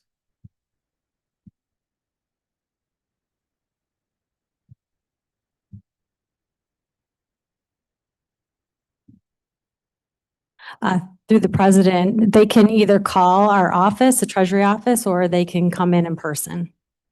And is there a cut through the chair to through the president, again, to the administration, is there a cutoff date which is someone has to either apply for payment plan or pay their taxes in full with regards to these properties? Through the president, yeah, we would accept tax payments until the day before the foreclosure auction occurs. That's in, is it September? Through the president, yes, correct, September. Nothing further. Thank you.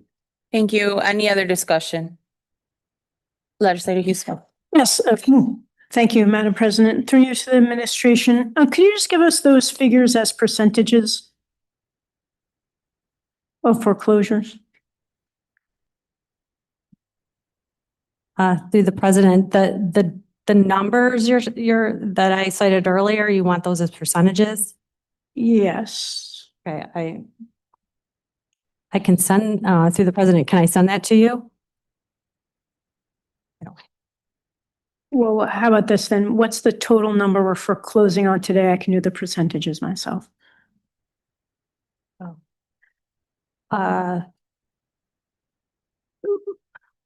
So the total I gave you was as of January 23rd. I'm sorry. So the new number is 1,773. I don't have the numbers by those. I can send those to you.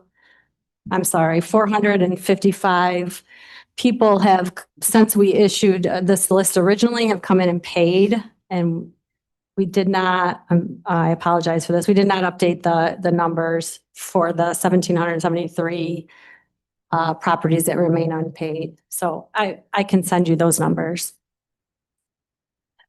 So if I could just clarify. You want to foreclose on 1,773 properties today. But are you saying the numbers you just gave us of 1,288, 843, and 252 are inaccurate? Through the president, yeah. So the numbers I gave you were as of January 23rd. I'm sorry, I don't have the breakdown for the dollar values for the new number, which is 1,773. And I still would point out that this number will be going down all summer long. At the end, we generally foreclose on around 300 properties. So many of these things will be resolved before we ever go to a foreclosure auction.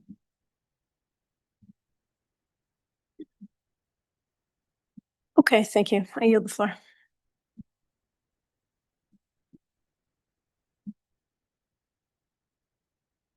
Legislator Barnhart. Yes, thank you. I would just like to explain my vote. I thank Legislator Vasquez Simmons for asking how many of these foreclosures are for less than $1,000 in taxes. And 252, that's a lot of houses for less than $1,000. People, losing their homes. I am going to vote yes on this, but it might be the last time I do that because I think that there's got to be another way forward. Just today in New York City, Mayor Mamdani halted, not permanently, but halted tax lien sales to study the issue and study if there's a better way forward and a better system to prevent these cases. And I seem to remember in the budget that you did have something where you were going to look at perhaps improving this system. So I really encourage studying this issue, figuring out what percentage of these properties are perhaps due to deaths, how many are occupied by families, how many are occupied by senior citizens who might have moved into nursing homes, for example.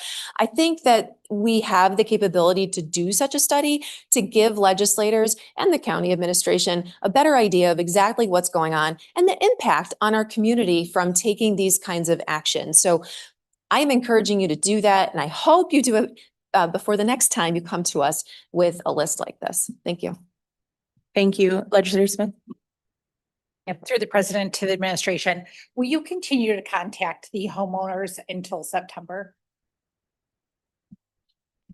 Through the president, yes. Homeowners will be receiving an additional notices throughout the summer in June and July, and will also be getting noticed by the attorneys that we have that are help with this process. And they will be getting that as like a certified letter sent to their home. Thank you. I yield the floor. Thank you. Any other discussion? Legislator Colby. Through you, Madam President, to the administration, how many of these parcels are houses versus commercial properties? Approximately, you don't have to have ones. Half, third, quarter?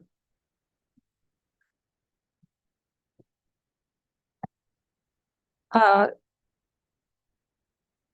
would say slightly over half are homes. Are homes? And how many of the homes, do you have any way of knowing how many of the homes are rental properties versus homeowners that live in the house they own? Or maybe you can't tell that, I don't know. To you, Madam President. Through the president, that's difficult to arrive at. We have owner occupied, which is a little less than half, and I would assume that that means that those are rental properties. Okay. But that's a little less than half of that number. So. So the owner, through the president, sorry.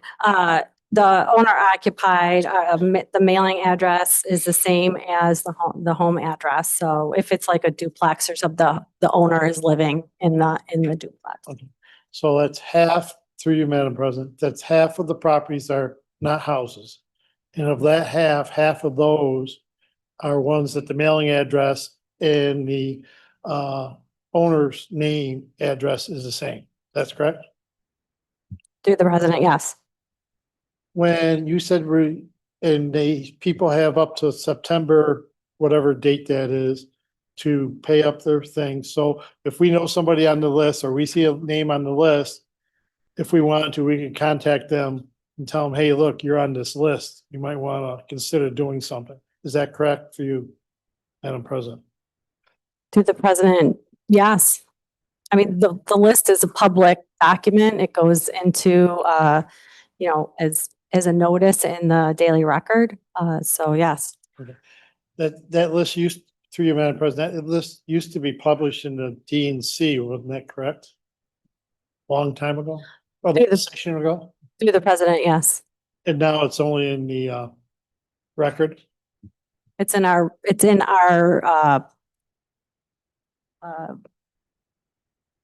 the newspapers of record, so. Okay. Thank you. Wait. Okay. Any other Yes, Legislator McIntyre. Well, I rise to explain my vote. I find it very concerning that so many of these properties owe less than $1,000. And representing an area that's full of elderly people that are constantly being, I mean, I see what my mother gets. It's just mail that's scam after scam after scam. And I can imagine that many of the older people that might live in these properties might not understand the difference between real mail and scam mail. And if we're talking about less than $1,000, I really do think that we should be going on site to see these people, because we had a family come in here to the legislature and plead for help over and over and over again. And I believe it was 2024 and 2025. And for less than $1,000, no one should lose their home because they haven't understood the paperwork. So if there's people out there that we're taking their homes from for less than $1,000, I really do believe we need to do a better job of actually communicating with these people about what's about to happen. And I don't feel like we've done that. So I will be voting surprisingly against this because I do not feel comfortable with 252 people possibly losing their residences for less than $1,000. I yield. Okay, thank you. Any other discussion? Legislator Bonnick. To the administration, through you, Madam President, are you exploring other methods of notifying these homeowners outside of your normal mailing or certified mail? Are you exploring other ways of reaching out to them, to notifying them that, they're about to go into foreclosure? Because this is March. We have until September. Through the president, yes, we are. We have been in discussions with our Department of Aging to discuss the potential of them reaching out to some of their partners to help reach out to the aging population that are on this list. Currently, there's 80 people have enhanced star, so we know they're elderly, that are on the foreclosure list. So we have asked them to reach out to those people. We're also want aging they have different contracts with financial literacy for seniors. And we're asking them to notify their staff and do some education regarding the options for third-party notifications for tax bills. Those are, somebody else, a son or a daughter can get notified that taxes are potentially not being paid. And I just like to point out also, just a point of clarification, there are people on this list that are in a current payment plan that are paying on that payment plan. It does not mean if they continue making all their payments, their house would not be foreclosed on. They're included in this list because if they stop paying, then we have the ability to do the foreclosure. But there's a significant number of properties that have payment plans set up. So I think while the number seems like a lot to you right now, at the end of the day, like I said, it's going to be much reduced, and many of these will obviously not be foreclosed on. Okay, thank you. I yield. Okay, thank you. Legislator Houston. Thank you, Madam President. Through you to the administration. So you say you expect the final number to be about 300 properties. So are all of the other 1,400 some properties already on payment plans?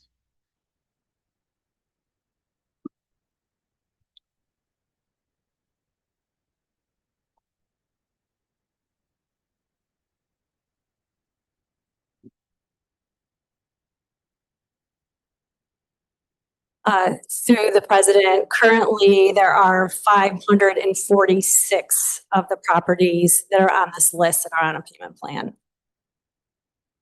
Thank you. And through you to the administration, Madam President, could you just clarify, why do we need to act? Why does the legislature need to act today?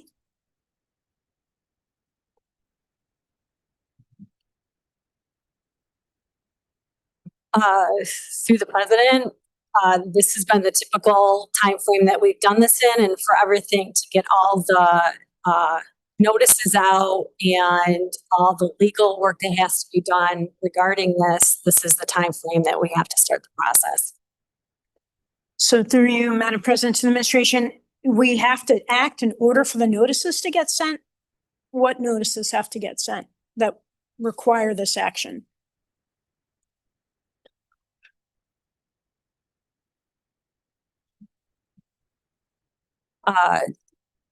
Through the president, we continue sending notices. The legal firm that we contract with to do this kind of work is doing other things like title searches and other related activities related to these properties.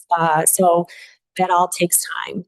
They also will send out a certified letter over the summer. So in order for all this to actually work the way it needs to, we need to do this now.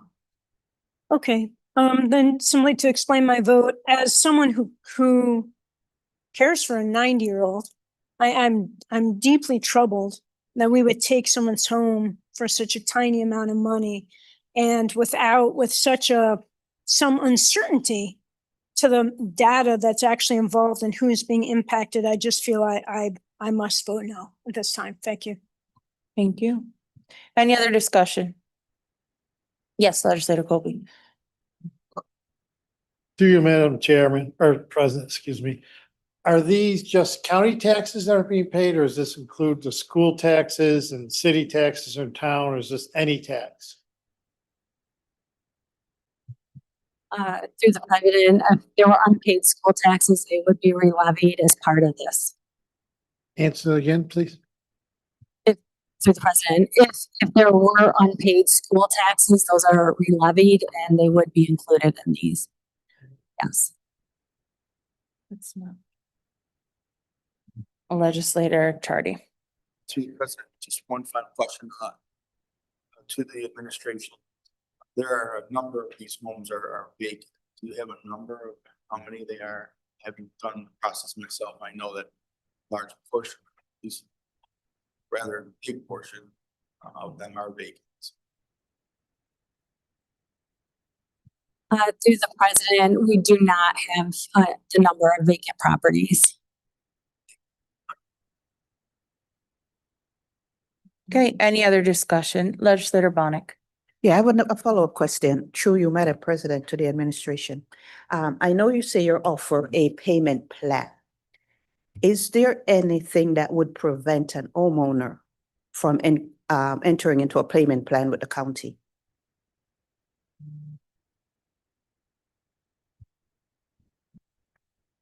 Or a property owner? Through the president, I think the only thing that would preclude them potentially would be if they've defaulted before. Okay. So if they defaulted before, then no plan and they're on the road to losing their home. Through the president, if they default, they would have to pay their taxes in full to avoid foreclosure. Okay. Even if it's $1,000 or less.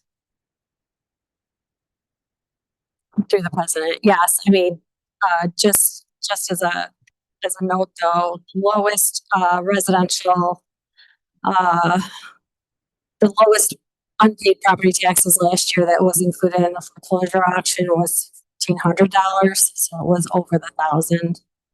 I know that's, you know, maybe not too comforting, but at least it's over $1,000. Yeah, okay.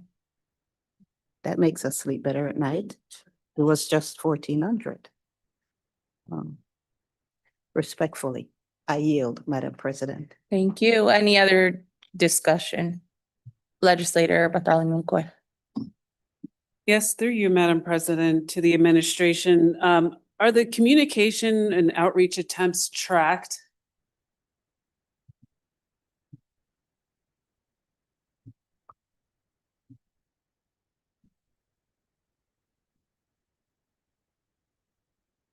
Through the president, we definitely know letters that we mail out, and it's all tracked. The outreach that I was speaking about with the Department of Aging, that is in process. We haven't actually done any of that yet, so that is on on the agenda to do this year.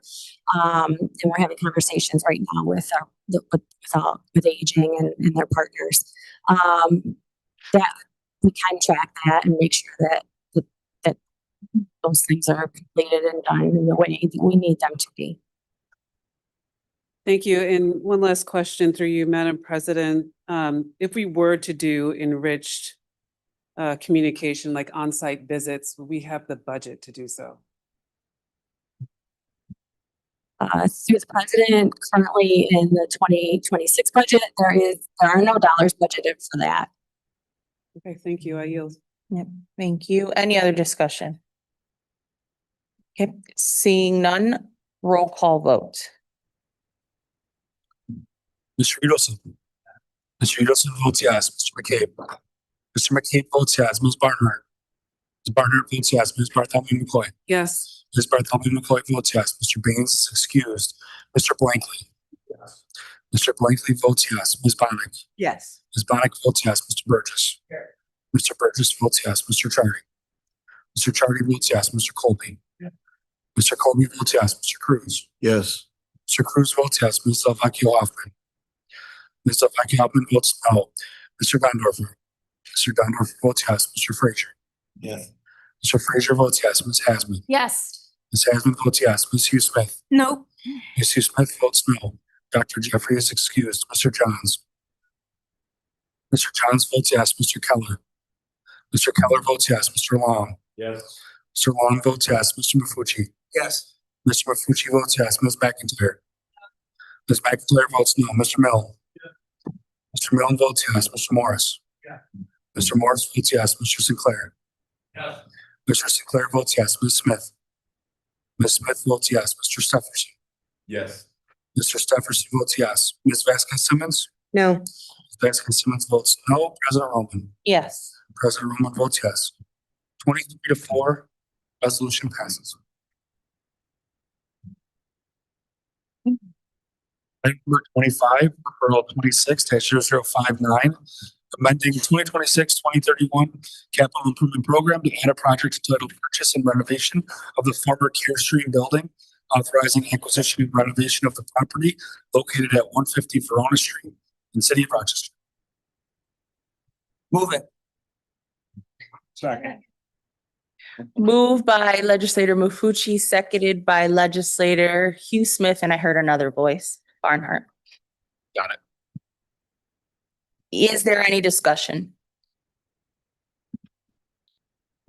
You will be moving to explain your vote? Yes. Okay, yes. Not asking questions, Okay, no not violating problem. confidentiality. Yes, Thank you. no problem.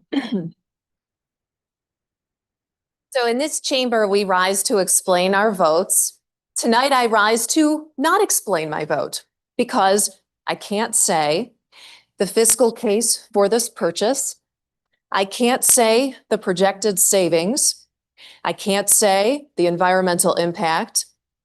I can't even say what we're going to do with the building. I can't say why the $4 million maximum purchase price is justified, even though the seller paid $1.13 million in late 2024. That's a matter of public record. I'm not revealing anything there. And I can't talk about any of this because it was told to us in executive session, which is a carve out in open meetings law that's allowed when information could affect the price of real estate and property. The administration asked us to go into executive session, told us all of these things, and then we come out of executive session and we're told that absolutely everything that was told to us was confidential. I asked for a legal opinion about this and received a letter back that really didn't engage with my fundamental question, which is, how do you balance this blanket confidentiality in executive session with what is in the public's interest and, frankly, our democracy? And how do you balance the confidentiality that we were told exists in executive session with a legislator's right to speak on the floor? Our speech is extraordinarily protected. Now, this is a much more gray area than what the legal department told us. And the legal department is acting not only as our attorney, but also the real estate department's attorney, and they have very different interests. I am not alleging any ill intent here. I am not saying anyone did anything wrong. I'm voting in favor because I think they did make a case behind closed doors. But in 18 years of reporting and 6.5 years on this body, I have never seen a real estate purchase just simply not being able to be debated in public and engaged in any kind of way. That this is unusual, and it should remain unusual. Because what would happen if a group of legislators, or even one legislator, thought that this was a bad idea? What would happen if a legislator thought this was corrupt or unethical or really wasteful, and the legal department just refused to engage that question? But there are a number of opinions on this Committee for Open Government's website, lots and lots of opinions going back many years that pretty much say this is a gray area, and blanket confidentiality is usually not the case for executive sessions. But in order to vote on this, in order to do our jobs, we had to trust what we were told. And I would just like to say that I deeply resent the position that we were put in here, that we can't engage with a $26 million expenditure. We can't tell the public what we're doing. That is not good government. It's not democracy. And I hope, and I understand the reasons this happened. I really do. You've explained it in 4 sessions now, why this was done this way. But I think there had to be a better way. And I really encourage the administration next time to weigh other aspects of public interest besides just the purchase price, because there are other aspects of public interest. There's the interest of this body, which is to deliberate openly and engage with this kind of expenditure with our constituents. I'm voting yes because I think it's responsible, and I'll be able to explain why after the sale closes. And I congratulate you for making this deal. I hope you can close it, because I think it's a good idea. But I'm very resentful and disturbed that I can't explain why I'm voting yes. Thank you. Thank you. Any other discussion? Okay, seeing none. All in favor? Aye. Any opposed?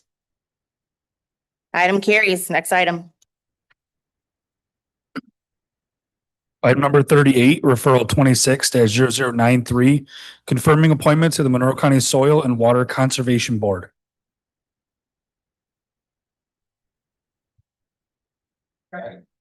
Moved by legislator Udelson, seconded by legislator Kobe. Sure. Or, sorry. Sorry, hand up. Are you asking a question? Yes. Legislator Kobe, okay, well, But I'll second that okay, anyway. no problem. Yes, legislator Kobe. Just pointing out the potential conflict. My brother is on that list. So let's not have you second that then. Who was it seconded by? Legislator McCabe, thank you. Okay, Any other got it. discussion? Thank you. Any other discussion? All right, seeing none, all in favor? Any opposed? Okay, item carries. Next item. Item number 39, referral 26-0094, confirming appointments to the Monroe County Agriculture and Farmland Protection Board. Moved by legislator Udelson, seconded by legislator McCabe. Is there any discussion? Okay, seeing none, all in favor? Any opposed? Okay, item carries. Next item. That's it. Oh, yes, you're right. There being no unfinished business. Oh, yeah. I have a Yes. point of information. Madam Yes, point of President. information. I would like to wish our clerk of the legislature a very happy birthday. I believe today's his birthday, so I'd like to wish yesterday. Thank you.